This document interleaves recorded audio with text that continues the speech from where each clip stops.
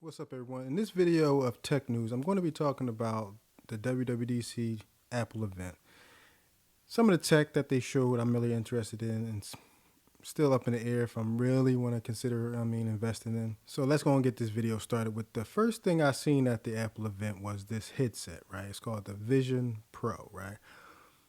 They didn't say it was virtual reality or anything like that. It was just a headset where you can kind of navigate through iOS and Apple software, of course, with your eyes and some hand gestures and things like that. And that was cool and kind of freaky all at the same time because it's like if you want to pick an app, choose an app, you use your eyes.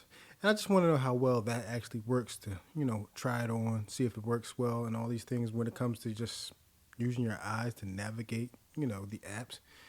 Trippy, cool at the same time. Really was impressed with that. One of the things that kind of tripped me out, this ain't for the average consumer because the price point was $3,500, $34.99.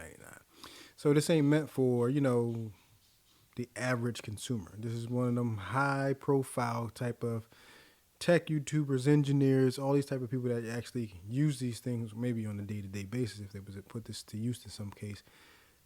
So this ain't just for, like I said, the average consumer, but it's interesting to see.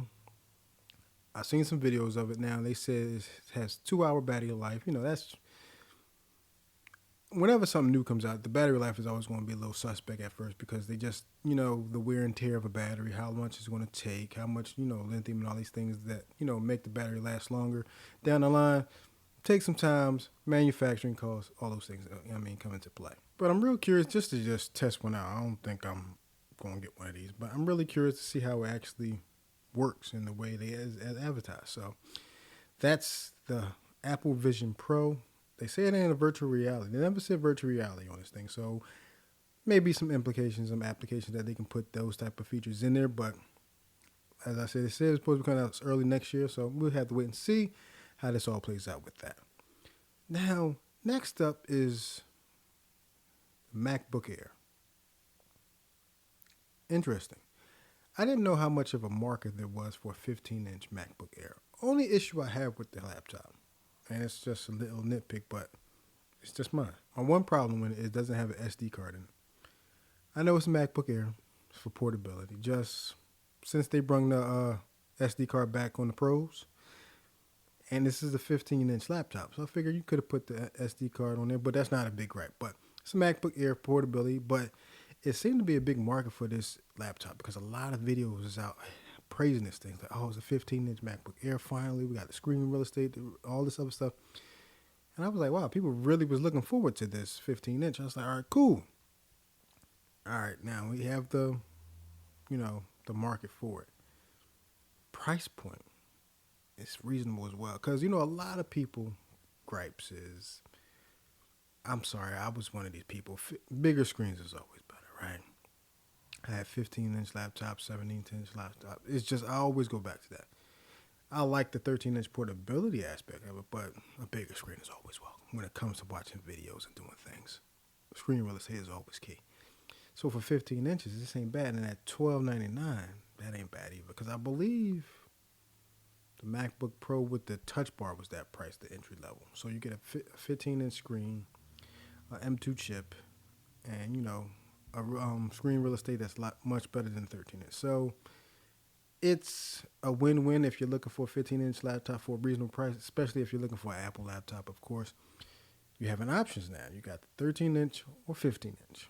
Like I said, my only gripe with it is the fact they don't have an SD card. Because I do I edit the podcast on my laptop most of the time. I don't use a desktop for that. So for me, I use that. I just do audio right now. I don't have video included with mine. So for me, that would be perfect for that. But that's, the two things I wanted to talk about. And I do kind of want to talk about the M2 chip. And got the Mac Studio. I think mostly people are gravitating towards that. I think people kind of gave up on the Mac Pro. I wouldn't say gave up. The enthusiasm for it has kind of weaned off, right? Because when you get to the Mac Pro, yeah, you got the M2 chip Ultra and some PCI slots. And that was it. So I went looking for videos to see who people was hyped for it, and it wasn't many. And that's what was interesting about it because everybody's kind of gravitated to the Mac Studio because it's more compact. You can basically put on the desk and not take up much of your space. And the Mac Pro gets the same chip. And you got some PCIe slots. And I don't know too many people that use, the Mac Pro like that. So I didn't see too many people that was enthused about the Mac Pro. It was kind of like disturbing how everybody's more excited for the Mac Studio than the Mac Pro. Everybody was like, yeah, okay. I'll just get and plus I think that Mac Studio is a little bit cheaper. I believe the price point for the Mac Pro was $699 starting. May got the numbers mixed up, but I believe it's just a little higher. And if you want that big old case you got to put on the floor, depending on your kind of desk you got, I don't know, it's up to you. But yeah, everybody's looking more towards that Mac Studio. So as far as that, that was the tech news as far as this Apple event that came out. I wanted to talk about things that got me interested. Next thing I want to talk about is that Rode has released, not necessarily released, but they, I guess, shipped the product out to certain retailers for the Rodecaster Duo, right? So I got mine on pre-order. Heard it got pushed back to later on this month or maybe next month. When I went on Amazon, they said if you was to order it now, you won't get it till July 20th. But, some YouTubers got the review units and are using it. And from what I'm hearing, it's a compact version of the Rodecaster Pro 2 with 2 slots. And one guy I watched said he doesn't even use the 4th one on his Rodecaster Pro 2. He said he's never even plugged anything in there. And for me, it's just me. I'm a solo act, and I might have a co-host one day, but like I said, that's still just 2. I don't have a whole setup where it's 4 to 5 people coming at a time. It's just me. From time to time, and I had I wouldn't say I had a guest a few times on my show, and that's it. So for me, 2 would be just fine. That's why I'm looking forward to getting one. And plus, it's more small, more compact. I can kind of put on this table and not take up so much space. So for me, I'm looking forward to that. The Streamer X, I haven't started streaming yet because my schedule just keep changing and it's all over the place. But I think I may invest in that because, like I said, it's just me and it's going to be single camera shot. And I ain't going to have no multi-camera streaming setup, and I ain't got no setup for somebody for like a church or conference or anything like that. So for me, that would be perfect. But that's it for the tech news. I'm going to be doing these videos from time to time. Instead of just doing one video talking about one particular thing, I'll kind of group them all together and make one big video of multiple things. I think that's more easier for me, and I like doing that anyway. Thank you guys for watching. Stay tuned for more.